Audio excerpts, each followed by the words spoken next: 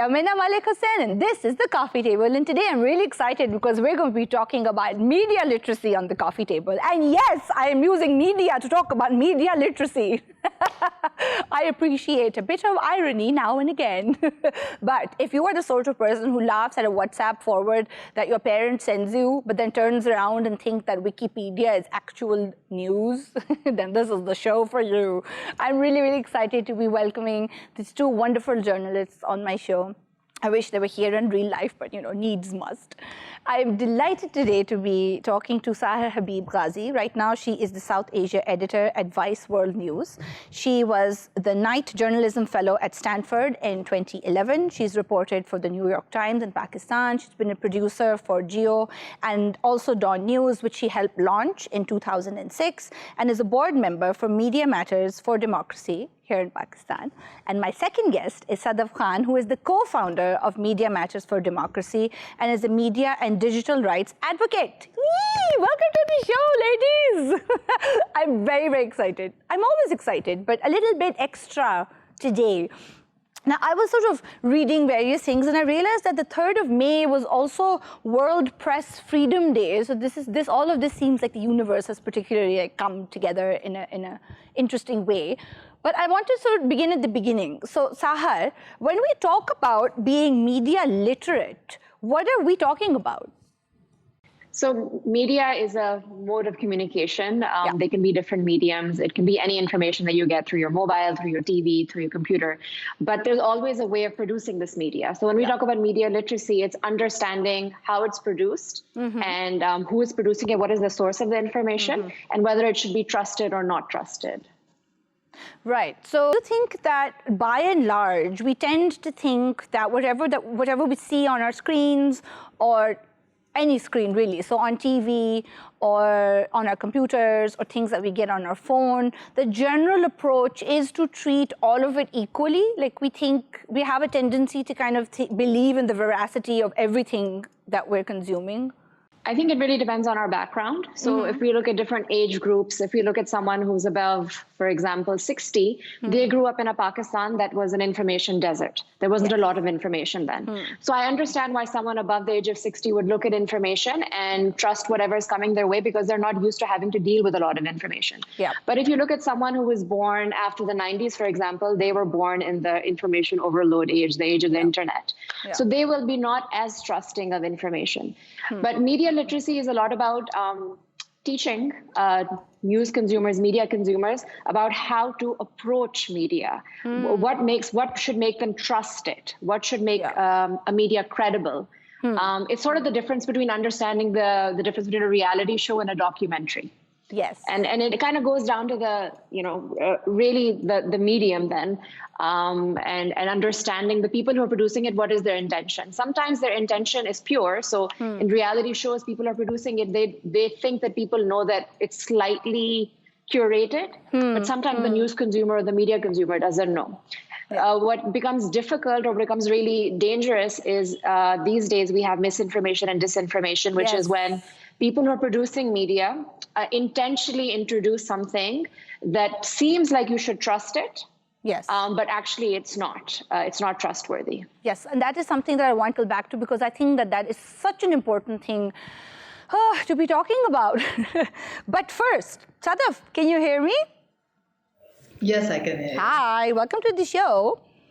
So, how has the internet affected the way that news is produced? Like Sahar was saying, a certain generation didn't have access to that much information. So we were looking at, one news channel and like a handful of newspapers, and that was the only way we were getting our information. And I'm sure that there are there are aspects about that limited kind of information as well, but in the sense that even then, one could have been critical of where this information is coming from and how it's being presented to us. But clearly, the internet has really sort of opened the field up in good ways and bad ways as well. Yeah, so I think this is an important question, but there is no simple answer because when we are talking about how internet itself has changed the information landscape. There has been an impact on the consumer who are consuming the information. Obviously, there's an information overload. The technology, as Sahar was mentioning, makes it possible for to create even multimedia, to create pictures, to create videos that look very real. But if you also look at how it's impacted the news cycle, and you mentioned news production in the beginning, the internet, by the virtue of the fact that there are so many people, there are so many content producers online, across the field, and they're tweeting out information, they're sharing information through their blogs, whatever. So the rush for the mainstream media to kind of break that news and to cover news that is coming from non-professionals online already, that rush has increased. And I do feel that because of this pressure, because of the fact that information that was previously not available to the larger public, by the fact that it is being available, the media sometimes rushes, and they sometimes have to let go of the stronger editorial checks that used to be in place, just because it's already out there. So even before we verify it, even before we check it through multiple sources, let's run it.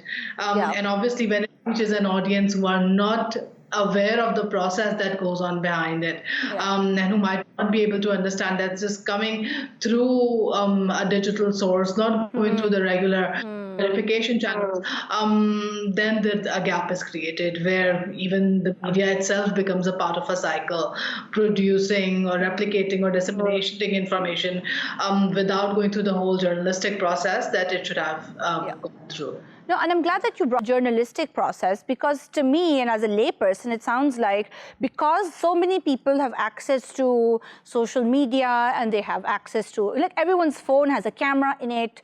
And I remember that at some point there was this idea on news channels also of citizen reporters, where you can report something and videos go viral. And it seems like a lot of people are able to interfere with a journalistic process that exists for a reason. And untrained people having access to or being able to disseminate news like this is having a detrimental impact on things like you said, like fact-checking, for example. But I think rather than journalistic impact, we have to see it as a change in the whole information ecosystem. Right. The information is going to be out there. And yes, media, even through fact-checking, sometimes they have to engage with information that's structured, that has been manipulated, disinformation, for example, and that does result in amplification in some cases. But there's another side of it, right? Think about, you mentioned World Press Freedom Day. So it was very easy to muzzle information and news earlier. And now even the media, even the states, etc., they have to be very mindful of the fact that people will have avenues to get alternate information. They have alternate venues to receive information. So what becomes critical then is not the fact that, whether journalistic processes are strong or not. Obviously, they need to be stronger. But people's ability to critically engage with the information that they're receiving, either through mainstream media or through the digital channels that they're consuming. So media information literacy, I think, has become as important, an important component of literacy itself. We used to think that reading and writing and, doing sums and numbers that are the basic essentials. But I feel that given the information age that we are living in and the ecosystem that has been built around us, and the fact that our political decisions, our health-related decisions, a lot of other decisions depend on this information now, the information and media literacy, that has to be treated as a very core component of how we see literacy and understand literacy itself. Yeah, no, quite. Sahar, what do you think about this sort of, the banes and the boons of the internet and people's access to news and people's sort of ability to create news on their own as well? I mean, I think it's super important. We live in a country of 200 million. journalists cannot cover all the stories that need to be covered here. Let's get that very straight. Yeah. So citizen journalists are very important components of our information ecosystem. It's just, I do feel that the responsibility as a news consumer or as a media consumer, that has increased. So an individual has to be able to decipher whether something is trustworthy or not. Individuals have to develop relationships, trust relationships based with citizen journalists. And we see this on social media, you know. There are so many Twitter users that are becoming a first source of news, and they're not journalists. They're just really good at vetting sources and information and thinking critically about things. And then people start following them as a news source. So the world has changed. I myself, you know, was a part of an organization that was producing news from citizen journalists for 6 years, global news for 6 years. And so I think it's super important that individual consumers need to know this, and it needs to start really young. So for example, I have an 8-year-old daughter, and we introduced kind of media to her late. She was 2 years old. We took time before she could even watch her first cartoon. And even then, when she started watching cartoons, we were very careful about what we introduced. So she probably only watched 2 cartoons for 2 years. And then slowly we increased her, you can say her media palette. And now, you know, now we're going towards documentaries, and YouTube is such a big thing for kids these days. It is. So when she's... it really is. A little too much. What does that mean? Right, for a parent and for an 8-year-old child. YouTube is basically, even if you have YouTube Kids, there's not much control. And let's be very honest, the content that the kids want to watch is not available on YouTube Kids. That's the content that they want to watch is available on grown-up YouTube, which has all kinds of other things. So this is where parents have to step in and, you know, be the bad guy right now, but in the future you'll be considered the good guy, because we need to be able to curate what media our kids are seeing. Back in the day before the internet, state medias used to do it, right? So in Pakistan, we used to have cartoons, 2 cartoons, maybe a day. That's true. And after like 5 o'clock, after like STN used to come out, and then we would all watch Captain Planet, because, you know, the government decided that that's the thing for you, which is, you know, it was what it was. I enjoyed it. I wish their mandate for children watching, you know, environmentally appropriate shows extended to their policy as well, because wow, right? What a different country we'd be living in. Curating the kind of media and then teaching kids how to look at something. So for example, I removed YouTube as an option. My husband and I, we removed YouTube as an option from our child recently. And the reason why we did it was, and I mean, it was, you know, 1 month, you kind of pulled it away. And initially there was a lot of resistance, you know, pushback and resistance. But now we're doing fine. And the reason why we did it was we felt like, so, you know, it's addictive, right? It's like you're basically placed in these YouTube channels. You're following these young YouTubers. They make you feel like you're in their house and you're living your life with them. Absolutely. And this is a life so different for someone who's living in Pakistan, even a privileged life in Pakistan, because a lot of them, they live a very different life. And also what was really boggling my mind was a lot of the people the young YouTubers, it's like COVID isn't even happening. You know, they're just like in their home, and they've created this like obstacle course or just challenges, and they're just like going deeper and deeper into this world of what is the real world. Yes, and, you know, exactly. And like this, what is the real world thing, which I think is really, really crucial. We're going to take a very quick break, but stay with us. We're back in a flash.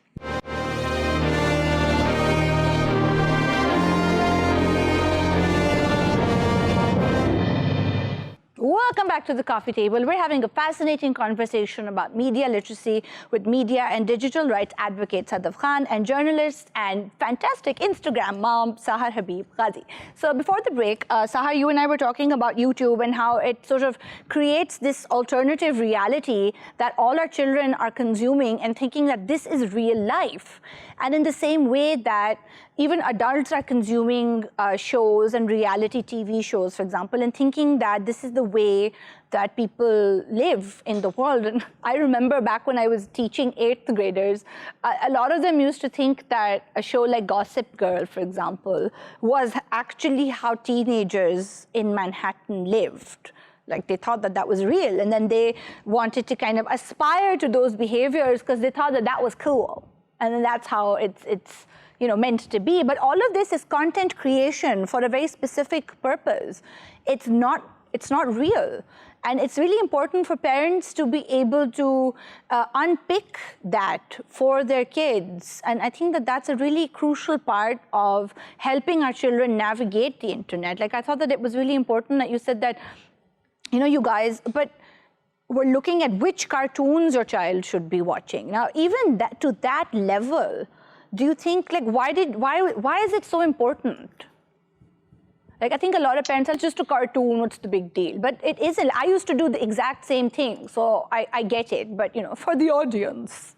Right. So media is basically information messaging. Yeah. So anything you watch, you're consuming. So you gave the example of Gossip Girl.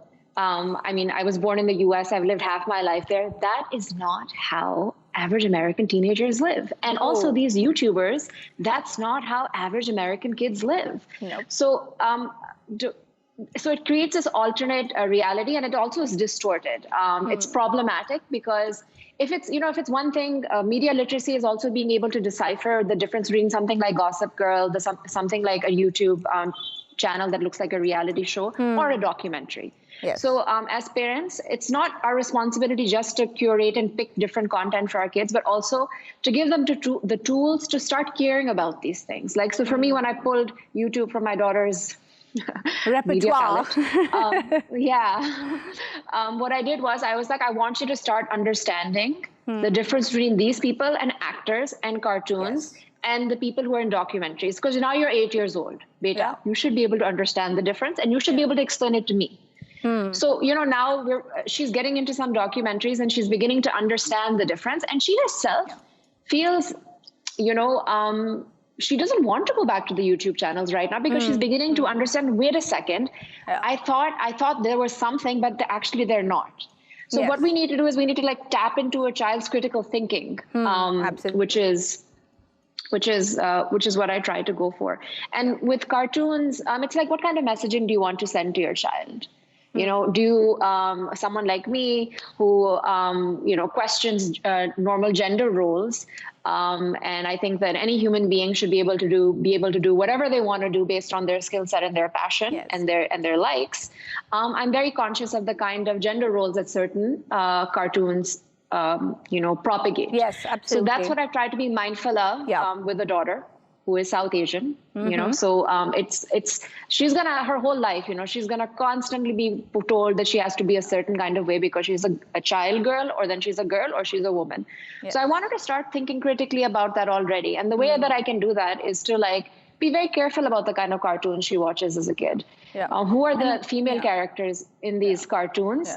Are they conforming to gender roles, or are they questioning them? Quite right. Because in that way, and also for boys, what are things that boys are, the kind of media boys are consuming as well, where, for example, like the hyper masculinized superhero who is perpetually resorting to violence as a way of solving every problem that arises.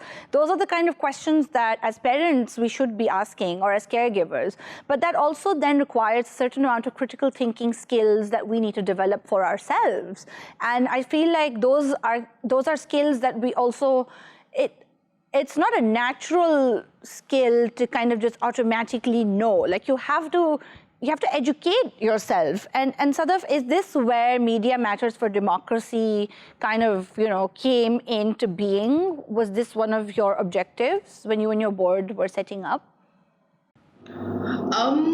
So media information literacy, when we initially started, we were thinking, because we are all former journalists, me and my co-founders, we were all coming from the media, so we were thinking more in terms how media itself is changing. And the media in Pakistan, unfortunately, we feel has been very slow to evolve, to kind of incorporate all the opportunities that the digital the world offers, and also it has not been quick enough to understand how things have changed and how information manipulation works, for example.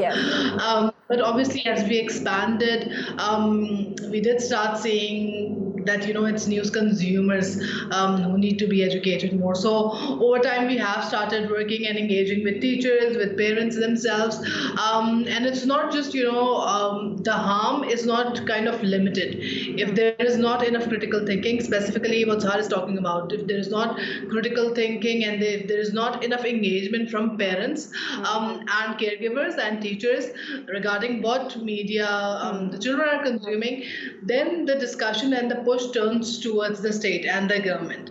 And then we see when parents themselves asking for more stringent policies from the government itself. And that's a very dangerous precedent to be going into. That's a dangerous thing. That's a dangerous trend to look towards because, we are a democracy, we are all citizens, and we should not be looking at state to assume a parental role. And I feel why is that? Why is that? I want you to kind of, sort of expand on that a little more, because we do constantly struggle with regulatory authorities and with censorship and with regulatory authorities kind of buckling to public pressure and taking certain, episodes of dramas and things off air. Now, why is that problematic? I think that's a very key question and something that we need to discuss. Abhi, when Sahar was talking about, how YouTube and reality shows kind of mixed up, I was thinking about Fahrenheit 451, which is a very well-known book. And the premise it creates is, everybody's surrounded by the media, books are banned, but TV is something that people have on the walls, and there are families that they have living on those walls. And what happens when something like this is created, when it's normalized, for the state to be deciding what everyone should watch, is that we do away with all kinds of publicity.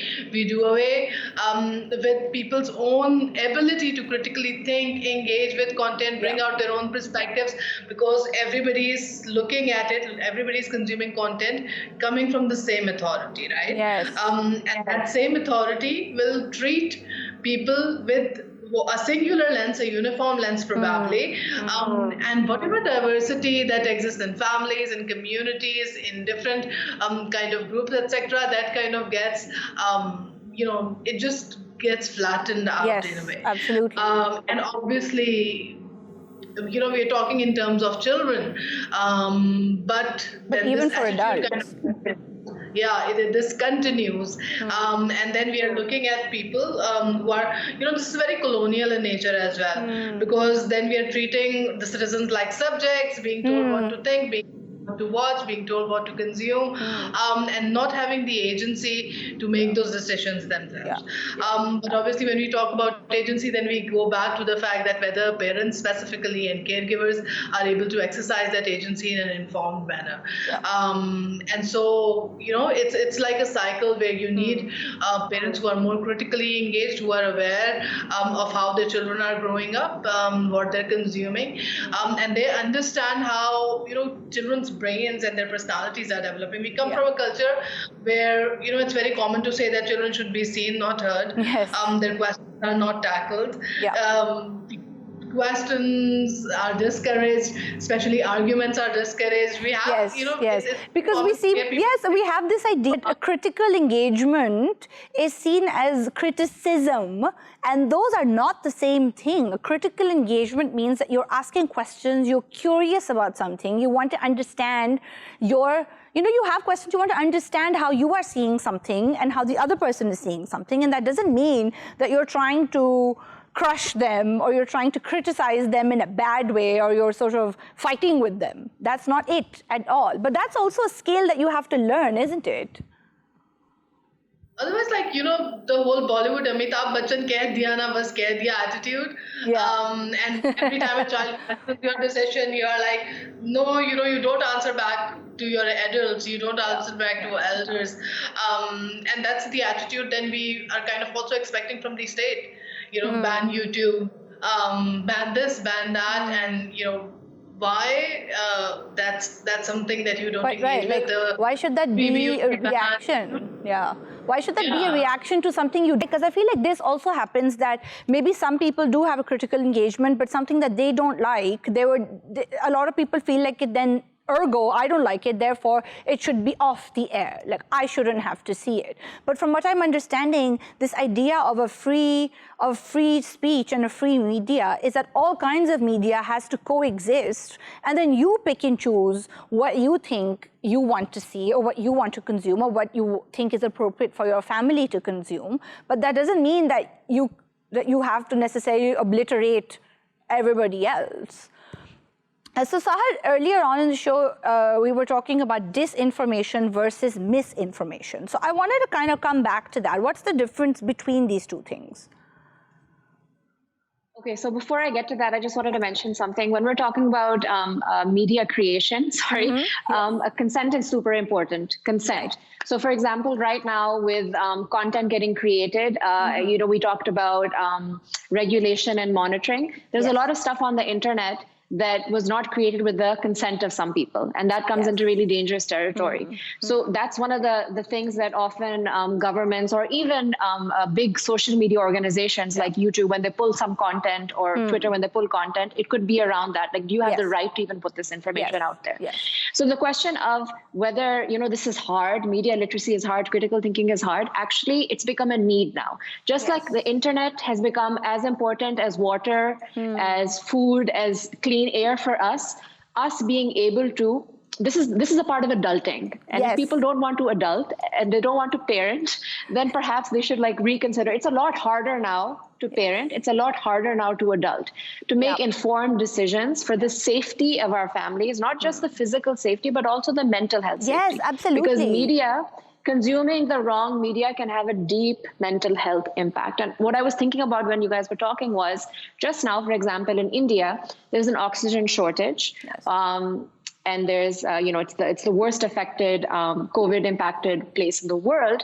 And some students put YouTube videos up of how to make oxygen at home. Some of these were high school students who won science awards, who've been able to make this oxygen in school, But YouTube pulled these videos. Within a few days, these videos got hundreds of thousands of views, but YouTube pulled them because they're like, oh, it's dangerous. It's dangerous for people to make oxygen at home. Yes, it may be dangerous for people to make oxygen at home in the US, where there's oxygen available, but in India, where there's an oxygen crisis, how do you assess the risk? It becomes very complicated. And the people making these decisions, why do they even have the power to make these decisions? It's a matter of life or death in India right now. So it's super important for us individuals to take the time out in our day to really critically engage with what we're watching, that Hum TV drama we're watching. What are the messages it is telling us? Is it really good for our brains and our souls and the conversations we're having? I didn't mean to mention Hum. I just meant any drama serial that, perpetuates certain kinds of narratives. That are they healthy? And this sort of blind, and this kind of blind option that we tend to do, where we're just sort of sitting and binge watching things without engaging with it. That's why it's so important, because when we're consuming a product, then we're also encouraging the further production of it, because that's what happens with a lot of content on TV and on media, that the ratings are good, so we'll continue doing this because clearly this formula is working, and it's only working because we are making it work.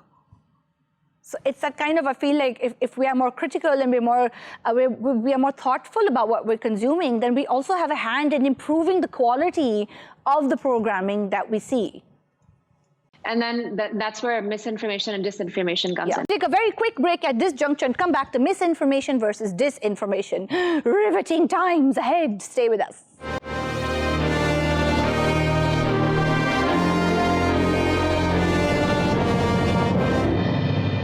Welcome back to the coffee table and this fantastic conversation about media literacy and how we as consumers of media need to be thoughtful about what we're watching and to think about why the things that we are watching are there and why are we watching them? What are our thoughts? Have I said watching too many times in one sentence? Who knows? I'm in conversation with media and digital rights advocate Sadaf Khan and Sahar Habib Ghazi, journalist and Instagram mom extraordinaire. So before the break, Sahar, before I rudely interrupted you, we were talking about disinformation versus misinformation. So hit me. Okay, so disinformation is when you create information that's false with intention. Okay. Okay. So you actively are going into the information ecosystem and introducing false news. Right. This could be done for multiple purposes. One can imagine. And then misinformation is when you maybe accidentally spread false news. So for example, all those WhatsApp forwards that you send without verifying it, all those things, that's you spreading misinformation. Were Sorry you to burst your intending bubble. to spread a false narrative? Probably not, but galti se ho gaya, or aaj 50 dafa ho gaya. So, And then on WhatsApp, it says forwarded many times. And one is like, oh, that's not good because this information is clearly incorrect or exaggerated or just simply not true. it's tricky, right? What I think, so this was this little tag that WhatsApp created. It was actually created in reaction to South Asia. Do you know this? No. Because we did it. South Asia because there were so many cases of WhatsApp forwards leading to people vigilante crimes against people. Oh. And false information spreading on WhatsApp. So then they tried to figure out, okay, how can we figure out a better solution for this? So this was something that we gave birth to. This was the solution they tried to create for us. And basically what they're trying to say is whenever you see something that says forwarded many times, they want you to sit up and pay attention. They want you to pay attention and be like, people are sharing this, it's going viral. Yeah. Why is it going viral? They want us to ask questions. Yeah. So whenever you get forwarded many times, this is not the time to say, oh, everybody's sharing it, it must be true. This is the time to say, hey, why is this being shared so much? Absolutely. This is crucial. Like, I wish I wanted to speed this on a loop for the rest of this show. And this is also something that Media Matters also looks at, Sadaf, because I know that Media Matters has put out a report on manufactured activity on Twitter as well. And to me, that falls into the disinformation camp. Like, what is manufactured activity? Like, it sounds like it's really easy to manipulate what news is visible or highly visible on social media. So I think that's very interesting because, the way things work on social media, you are looking for things that are trending, things that are going viral, and especially when it comes to political misinformation or political information per se. Even news channels often rely on trending hashtags, trending topics, and whatever is trending kind of becomes a part of the conversation. And how people generally understand trends is that, lots and lots of people are talking about this thing. They're all using this hashtag and adding to this conversation. But what we need to understand is that these hashtags are not always organic. So it's not always real people genuinely talking about something, but it's also often groups, cells, networks who come together to push a particular political standpoint, to push a particular agenda, create a hashtag, and then start generating consolidated activity around it. And the research that we were looking into also looked at, analyzed kind of the informatics behind these hashtags, looking at things like how many tweets came in per hour, for example. Yeah. And when we were looking at it, we found examples of one Twitter account sending out one tweet per second for half an hour. What? So you can imagine that's just something that's not humanly possible to do. No. Similarly, just like a couple of weeks back, there was a hashtag trending regarding civil war in Pakistan. And this is not the first time this has happened. Yeah. And when we looked into it, we saw that a lot of tweets were coming from neighboring countries, following the same pattern, manipulated hashtags, bots. So it's actually really easy. So it's actually really easy to crawl information and the visibility of information. And I remember that at some point, Facebook got into a lot of trouble as well for muting certain conversations and just suppressing conversations about certain things. Yeah, so the important thing I feel is not just to think about what kind of information it is. People might understand that, okay, this might not be true or there might be bias in it. But the visibility that it's getting, it's also important to look at why and how is this getting this visibility. Yeah. And if you start looking at actors who are promoting it, who are making it go viral, who are making it trend, then you can very easily understand, or if not easily, you can at least start trying to understand what political agendas or what other kind of agendas that information might be pushing. And it might be for good in certain cases. I know people do get together and raise voice for some causes. But it's very important for people to understand what's happening naturally, organically, and what has indications of a network or a group or engineering kind of serving as a push behind it to make it trend. Because you don't want to be manipulated by somebody else and their nefarious agenda. Like, they're basically, you become their little puppet in their hands. And I think that it's also important to understand where the information is coming from. Like, for example, like I remember back in college, we were told that Wikipedia is not a reliable source of information for an academic essay, for example, that you can use it to read up, but you should be looking at accredited, proper academic journals and books and research for accurate and credible information. So in that same way, Sahar, how can one understand whether, like, X news channel, for example, is giving us information that we can rely on versus Y newspaper, for example? Okay, well, first I want to flag that you and me, Mina, when we went to college, that is what was said about Wikipedia, but that's not true anymore. Wikipedia has a pretty rigorous system of Wikipedia editors. Yeah, so it's been a while. Really clearly. Sorry, Wikipedia. My first job, I'll be honest with you, my first job at Geo, I remember the researcher brought me research and she said, source Wikipedia and maine kafi. I was like, what are you talking about? We don't consider these credible sources. But Wikipedia is different now. We do Wikipedia athons. Sadaf can talk about this, where a bunch of people get together and we try to edit content and make sure the sourcing is credible. So Wikipedia is much better now. It's a really good source for finding credible citations. Okay. Putting that aside, on an individual basis, the journey actually starts with ourselves. We have to understand what our biases are and what our beliefs are. So, for example, I'll give my example. My political thought is mostly progressive, and I care deeply about feminist issues.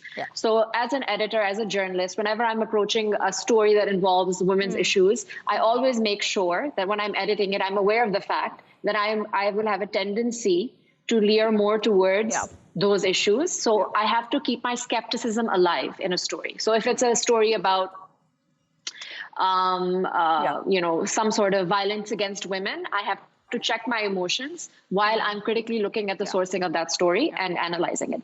So similarly, if someone is a fan of a certain political group, whenever they see information that's criticizing them, instead of getting angry, let's take a deep breath and really look at the information that's being said.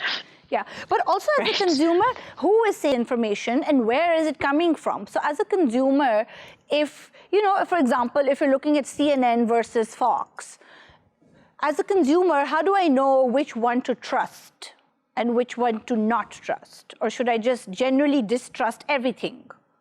Like, what's a good approach for a layperson? Yeah, I would say, I'm sorry, but the general approach is being skeptical with any information that comes at you. Right. Because any news organization will have a diverse set of journalists. So, it's not like CNN has never messed up. Yeah. We tend to think that, Fox News messes up a lot, but, Fox News has also produced some good journalism.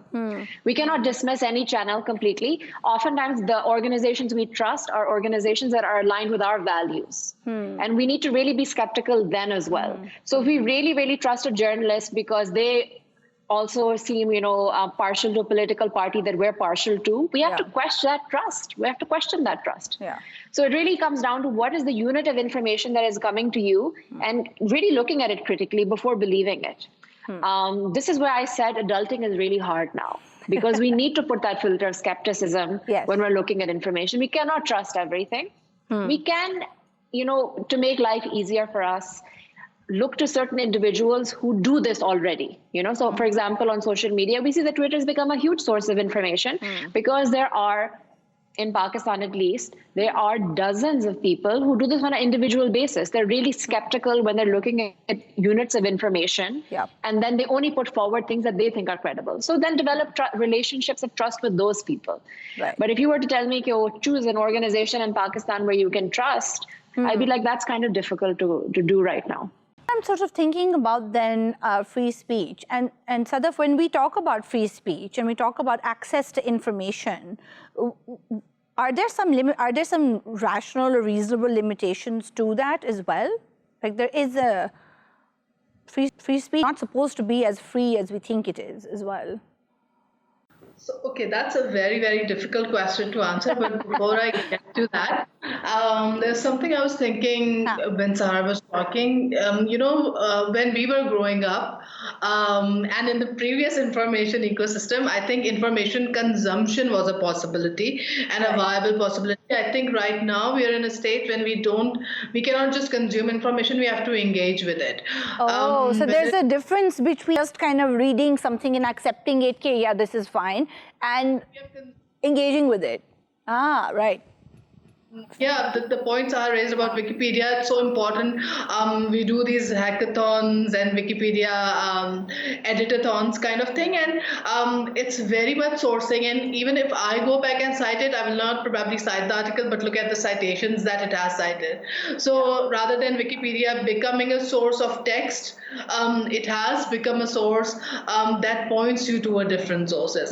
So it's a more labor-intensive process, but it also becomes a reflexive process once you get into that mindset. So what we are looking at, I feel, is this shift of behavior between consumption and engagement. That's promising. That needs to happen at every level, from what Sahar was saying, starting at a very basic level. My kids are 3 and 4 right now, and we always question them about, they start questioning us about, is this in the real world? Even if it's a cartoon, they'll say, okay, does this cartoon happen in the real world? Does magic like this happen? Do fairies exist? And I feel that's sad as well, because we answer kind of truthfully and it takes away a bit of magic from that. Yeah, it does. It's important for them to know that they can enjoy something that's fantasy based, and they don't have to assume that it's real to be able to enjoy it. So I think raising children who are able to critically look at media, and I think entertainment is an extremely important part of our life, and even media, entertainment coming through media. So making this distinction that allows them to see the reality of it somehow and be able to enjoy it as a fantasy, as fiction, whatever. I think that's really important. Now coming to the really, really difficult question that you just posed. Yes, of course, speech is not absolute. It's not a right that can be absolute, because speech itself can create harm.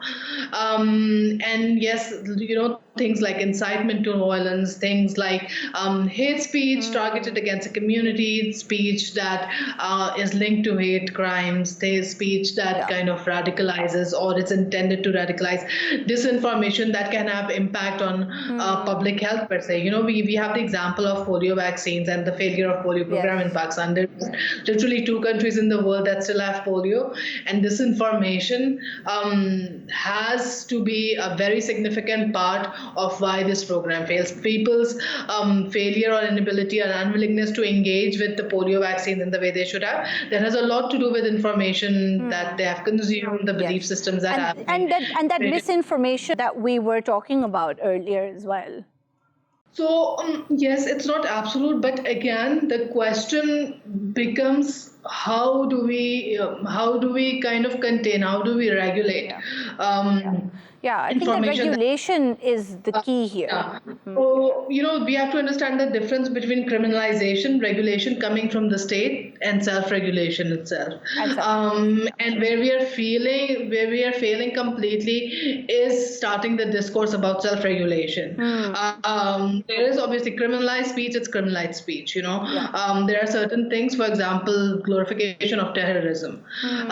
That's something that has had a direct impact, and if there are laws, etc., that deal specifically with that aspect, that lead to physical violence, harm, etc., okay, fine, that can exist. But a lot of speech, as Sahar was giving the example of the YouTube thing, it's very complex. They are not simple decisions. They're not linear decisions, and those decisions will change depending on the context that you are in, the ability that you have, and the situations that you are facing. So things that are so complicated, they cannot be, regulated through law or through. It has to be a kind of a combination of some law, but also some self-regulation. And I think that we've spent most of the show talking about how to self-regulate. So Sahar, if very quickly, you could give us a few tips on how not to contribute to misinformation or some ways to practice self-regulation as an individual. Right. I think we need to think about what kind of a person do we want to be, right? Because the media does impact us. So for example, if you look at, we're talking about all this regulation. What is not regulated in Pakistan when it comes to media? For example, Netflix. When we look at the top 10 Netflix being watched in Pakistan, my mind is always boggled because it always contains some really badly produced Eastern European content that can be deemed soft porn. Okay, almost always. Yeah. Even in Ramzan, I was shocked that I was like, okay, this is also going on in Ramzan. So clearly there's a problem. So when we're telling our children don't watch this, or when we're saying don't do that, what are we doing ourselves? Yeah. Let's really talk about the rules apply to everybody.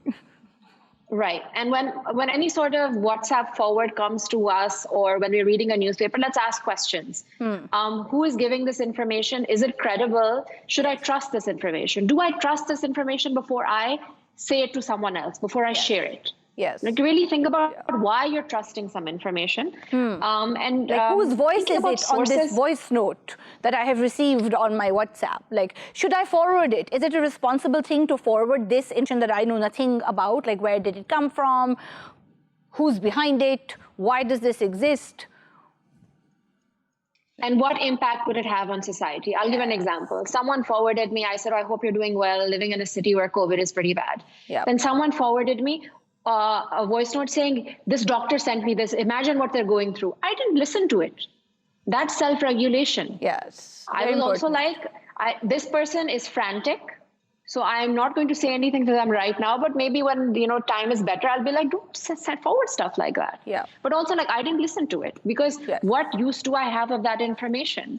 I'm just impacting my mental health. And also that doctor's, let's talk about consent. That doctor's voice note shouldn't have been forwarded to begin with. Absolutely. I don't know if the doctor consented to it, but whoever they were talking about, it probably didn't consent to it. Absolutely. So let's really think about these things. As journalists, we often think about, we're always thinking about informed consent. And the people who don't have informed consent, if you're consuming any media where the informed consent of the subjects is questionable, don't forward it. Don't forward it. Children do not have informed consent. We see this quite often in Pakistan. You call me an Instagram mom, but I barely ever share any pictures of my daughter. That is true. And the reason for that is I rarely ever quote her as well. The only content I've ever shared about her is the content that she has given consent to. And because she's 8 now, I believe she can give consent. But before she was 6, I didn't even think she could give consent. So I didn't put anything about her on social media. She didn't exist on social media. Yeah, and it's different to talk about your parenting, and you don't necessarily have to put your kid out there as well, because again, it's a matter of consent, and these are questions that are not just for journalists, but they're for all of us, because we are surrounded by media, we're consuming it constantly, and like both of you have said so eloquently throughout the show, is that it is a need now for us to engage critically and thoughtfully with the media that we consume. And thank you so much, Sahar and Sadaf, for being with me today and for this wonderful conversation. I have learned so much from it, and I'm sure that you guys consuming this media have too. If you're watching this on YouTube, don't forget to like and subscribe, and we will see you next time on The Coffee Table. Bye now, and don't forward that WhatsApp.